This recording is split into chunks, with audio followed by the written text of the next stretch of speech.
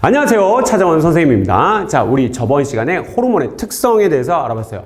오늘은 호르몬의 조절 중에 이제 티록신 조절에 대해서 배울 건데, 여러분 저번에 제가 음성 피드백 하면서 말씀드렸죠? 4가지를 외우셔야 돼요. 티록신 조절, 다음 시간엔 혈당량 조절, 그 다음 시간엔 체온 조절, 그 다음에 삼투압 조절. 이 4가지를 좀 아셔야 되겠습니다. 다시 한번 티록신, 혈당량, 체온, 삼투압, 요 4가지를 좀 외우셔야 되겠어요. 첫 번째, 오늘 티록신 조절입니다. 티록신 조절에 대해서 좀 먼저 말씀을 드리고, 티록신이 뭘 하는 건지, 이제 어떻게 하는 건지를 좀 간단하게 말씀을 드려보겠습니다. 이쪽에 간뇌시상하부에서 TRH라는 애가 나와요. 요쪽에다가 이렇게 좀 잠깐 제가 써볼게요. 세로로 좀. 그러니까 간뇌시상하부에서 TRH라는 호르몬이 나와요. 이 TRH라는 건 뭐냐? 여기서 정확하게 말씀을 드릴 수 있겠지만, 제가 삼투압 가서 이 RH 호르몬을 뭉뚱그려서, 그러니까 한꺼번에 같이 말씀을 드리도록 하겠습니다. 이 RH 호르몬, 릴리징 호르몬이라고 해서 이제 그 분비하라는 호르몬인데, 그건 나중에 삼투압 가서 같이 말씀을 드릴게요. 그 다음에는 얘가 나와서 뇌하수체 전엽으로 갑니다. 뇌하수체라는 게 있다고 저번 시간에 말씀드렸어요. 이 전엽을 자극하면 뇌하수체 전엽에서 TSH라는 호르몬이 나옵니다. 자, TSH는 잠깐 말씀드릴게요. 여기 우리 목 여기 요 밑에 여기 보면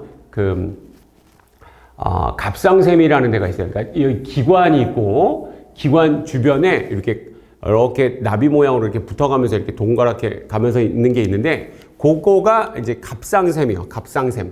혹시 갑상선이라고 예전에 혹시 아셨는지 모르겠는데, 이 선이라는 말이 이게 영어로는 글랜드라고 그래서 샘을 얘기하는 거예요. 그래서 한문으로 라인을 얘기하는 게 아니라 샘선자입니다. 샘선자. 옛날에 1970년대 침선이라고 그랬대요. 침선이라고 그랬는데 80년대 후반인가요? 침샘으로 바뀌었다는데, 요것도 이제 갑상샘으로 바뀌었고, 그 남자의 정액을 만들어주는 전립선이라는 데가 있어요. 그것도 전립샘으로 이름이 바뀌었습니다.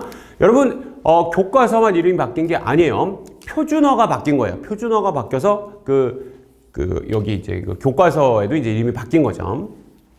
갑상선을 이제 갑상샘이라고 합니다. 이 갑상샘을 영어로 뭐라고 그러냐면 타일로이드라고 그래요. 이거 의학 용어라 잘 모르셔도 되겠죠? 예. 타일로이드 스티뮬레이트라는 단어 하나?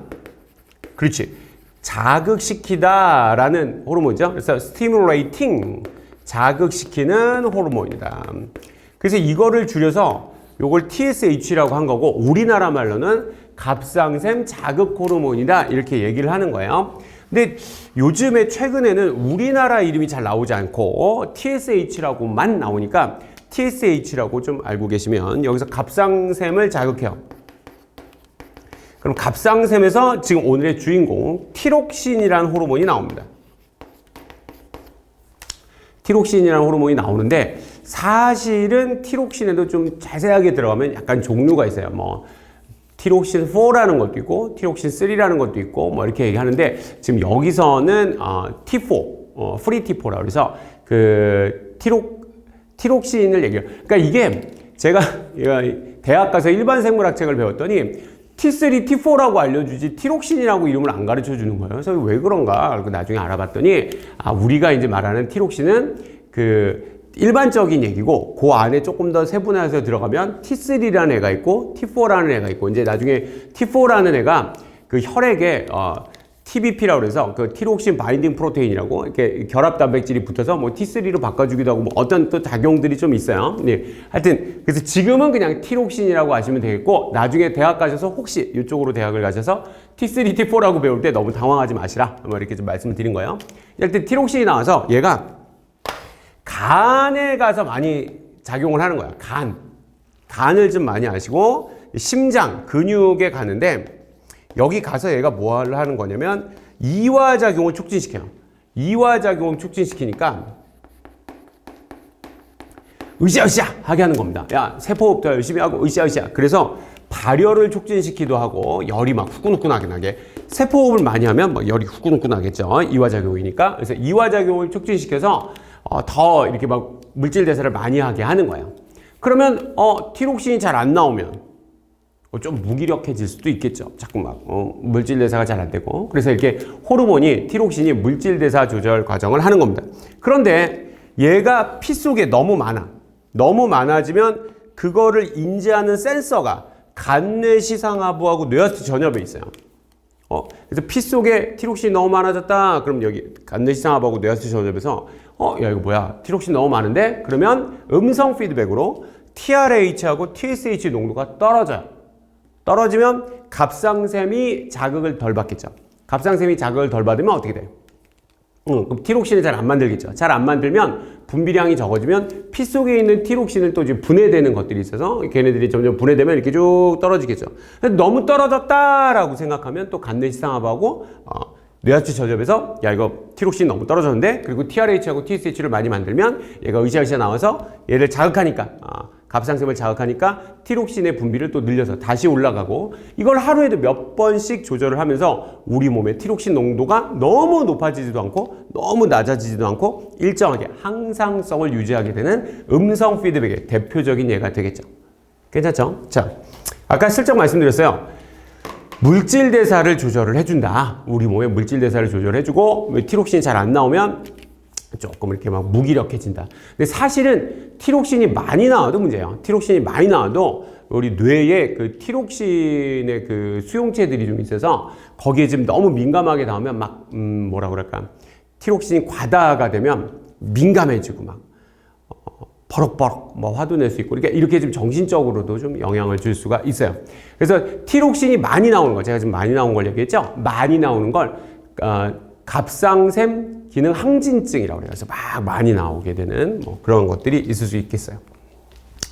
그래서 티록신을 과다 주사하면 살이 빠질 수 있어요. 물질 대사를 해주니까 제가 알기로 요즘에는 법적으로 안 되는 걸로 알고 있어요. 그러니까 왜냐하면 그 아무나 호르몬 주사를 놓을 수 있는 거는 안 되는 걸로 이렇게 알려져 있어요. 의사 처방으로만 의사가 호르몬 주사를 놓을 수 있지 안 되는데 예전에는 그 이 신문 전면 광고 뭐 이런 거에 하단 광고에 비만 주사라는 게 있었어요. 그래서 자기네들이 만든 그 비만 주사를 맞으면 2주일 동안 이렇게 하면 살이 쑥쑥 빠진다. 근데 그 비만 주사의 대표적인 게 티록신이었습니다.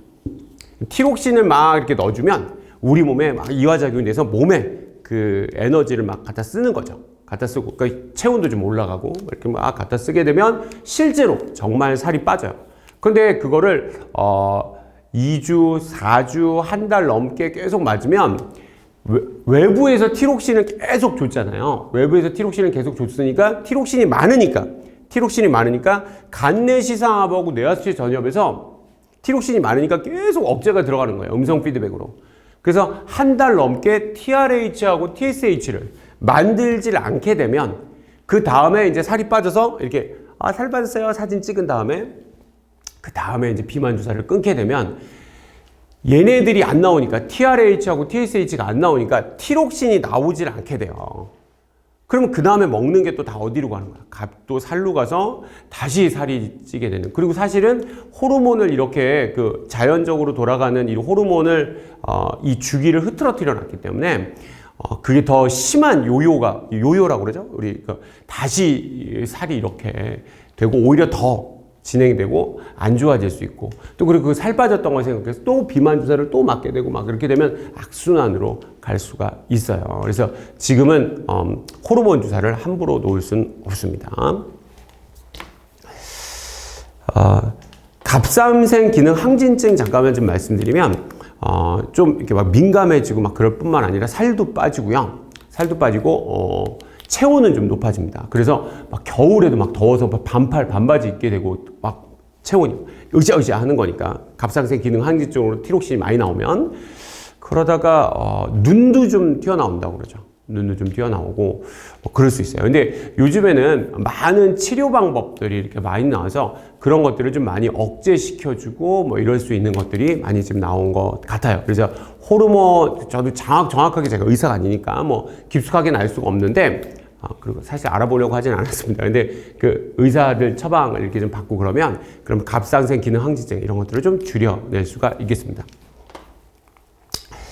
티록신의 주성분이 뭐냐면 아이오딘이에요.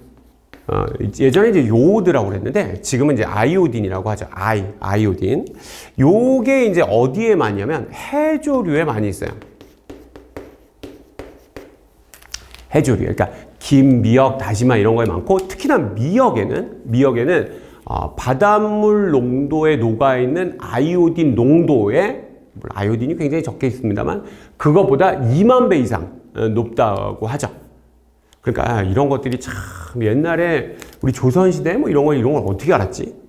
그래서 그 아이를 낳느라고 온몸에 그 기력을 다 탈진한 그 임산부에게 그 출산한 산모에게 미역국을 먹여서 그 티록신을 잘 만들 수 있는 아이오딘을 많이 넣어줘서 티록신을 잘 만들어서 으쌰으쌰 다시 에너지 막 만들어내고 해서 다시 몸을 좀 빨리 추스릴 수 있도록 이렇게 도와주는 이런 것들을 옛날에 아이오딘도 몰랐는데 이런 것들을 어떻게 알았는지를 모르겠어요. 그래서 미역국 뭐 이렇게 먹고 있죠. 그런데 이런 생각을 한번 해봐요. 요런 이제 아프리카 대륙에 요 산에 사는 여기 어느 부족이 있다고 쳐봐.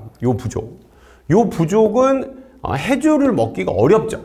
거기다 뭐 촌장이 뭐 페덱스죠. 뭐 김 2,000박스야 뭐 이렇게 해주는 그 촌장도 없을 테니까 그러면 아이오딘이 부족하게 돼요. 이 여기 사는 사람들이 원주민들이 아이오딘이 부족하죠. 아이오딘이 부족하면 티록신을 만들어낼 수가 없죠. 티록신을 만들어낼 수가 없으면 음성 피드백이 걸려서 야 티록신 만들란 말이야 막 그러면서 TRH하고 TSH가 많아져서 갑상샘을 계속 자극하게 되는 거죠. 갑상샘을 계속 자극해서 그럼 티록신을 만들어야 되는데 못 만들잖아. 아이오딘이 없는 걸 어떻게 해?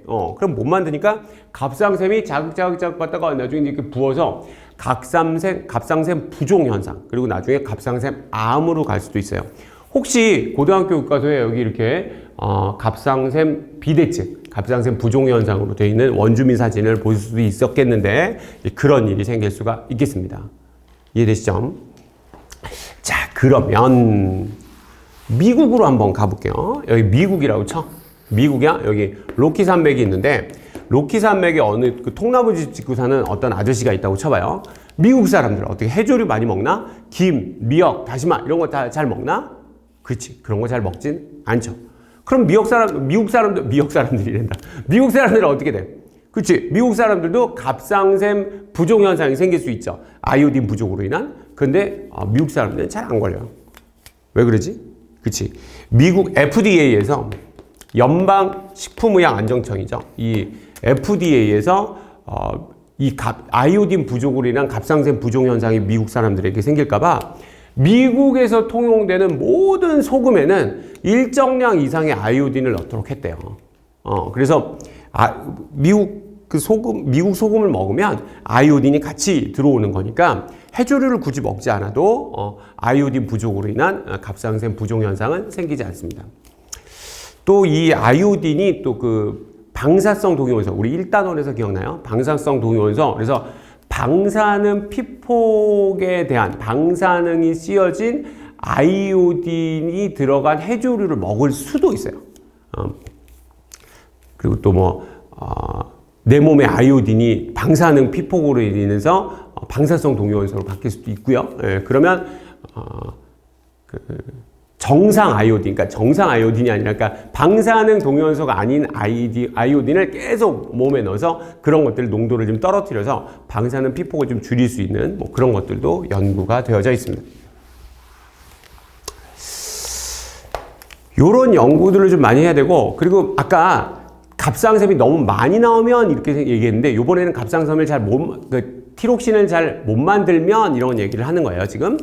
티록신을 잘 못 만드는 경우가 갑상샘 부전증이라는 게 있을 수 있어요. 갑상샘 기능이 잘 안 되는 거예요. 그러면 티록신이 잘 안 만들어지겠죠. 티록신이 잘 안 만들어지면 조금만 먹어도 어떻게 돼? 조금만 먹어도 이제 살이 찔 수 있고요. 그리고 체온이 잘 높질 못해서 여름에도 너무 추워하고 막 여름에도 양말 신고 막 너무 추워하고 이럴 수 있어요. 그리고 좀 무기력해지고. 그래서 제가 예전에는 그 여자 쪽에서 갑상샘암이 많이 생긴다고 저는 들었는데 재작년인가 어떤 의사분하고 잠깐 얘기를 하다가 이거 여자 쪽에서 많이 생기는 거 아닌가 그랬더니 이제 그분이 아니 그렇지 않다. 남자 쪽도 굉장히 많다. 그리고 거의 여자랑 비슷할 정도로 많다는 연구 결과가 있다. 뭐 이런 얘기를 들었어요.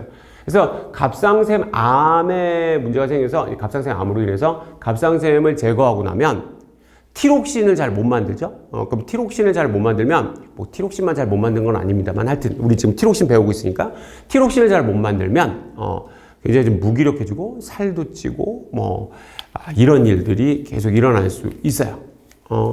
추워지고 그러니까 이런 우리 몸에 그 호르몬이 많은 양은 아닙니다만 이렇게 좀 만량, 정량 이런 것들로 좀 조절을 잘 해야 되겠어요. 자, 우리 문제를 풀 때 이런 생각을 좀 한번 해볼게요. TRH, TSH, 티록신에 좀 주목을 해보세요. 자, 요거 좀 주목을 해보시면 어떤 가라는 환자가 있어요. 가라는 환자가 있는데 간내 시상하부, 뇌하체 전엽, 갑상샘 중에 어디 하나가 이상이래요.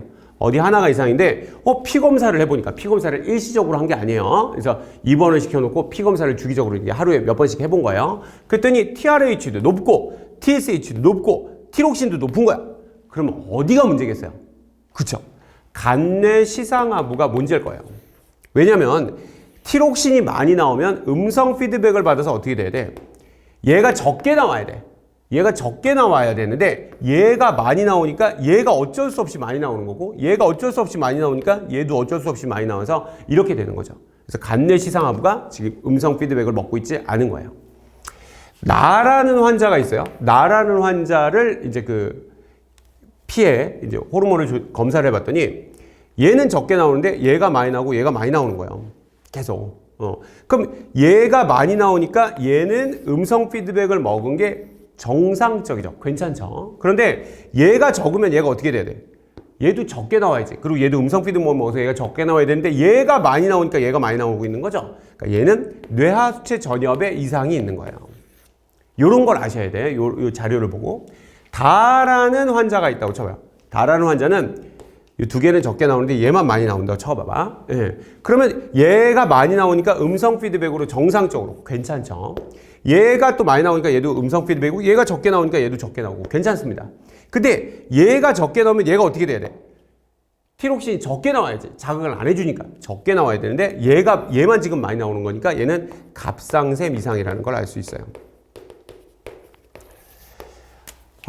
의사들, 특히나 내과 의사들은 이제 이런 것들을 많이 외우고 있는 겁니다. 진단의학, 뭐 이런 데서는 이런 것들을 많이 외우고 있어서, 여러분들에게 문진을 해보고 물어보죠. 뭐 어디가 이상이 있느냐? 그래서 갑상샘 이상인가? 그러면 여기 만져보죠. 촉진을 해보고, 그러면, 갑상샘에 좀 문제가 있는 것 같다. 그러면 피검사를 해보고, 피검사를 해봐서 이런 연구 자료를 가지고, 이런 그 피검사 결과물들을 가지고 이분이 지금 뭐가 어디에 이상이 있나 이런 것들에 대해서 각각 조치나 치료법들이 들어갈 수가 있어야 되겠죠. 이런 것들을 어마무시하게 외우고 있는 분들이 의사 선생님들이에요. 그러니까 의사 공부라는 게 너무너무 어렵고 선생님 저는 의사가 되고 싶은데 공부를 못해도 의사가 될 수 있을까요? 근데 여러분 공부를 못하는데 의사가 되면 너무 위험하지 않을까요? 저는 너무 위험할 것 같은데, 그러니까, 여러분 좀 생각을 해봐봐. 여러분이 의사의 꿈을 갖고 있는 건 좋지만, 의사의 꿈을 갖고 있으면 정말 공부를 열심히 하시고,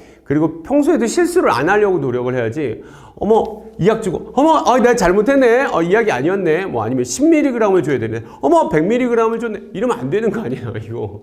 의사는 정말. 그러니까 여러분, 의사는 정말 똑똑하신 분들이 해야 되고요. 의사를 꿈꾸신 분들이면 정말 공부를 열심히 해야 돼요. 이거 당연한 거겠지. 여러분, 저기 로스쿨 들어가시는 분들도 마찬가지죠.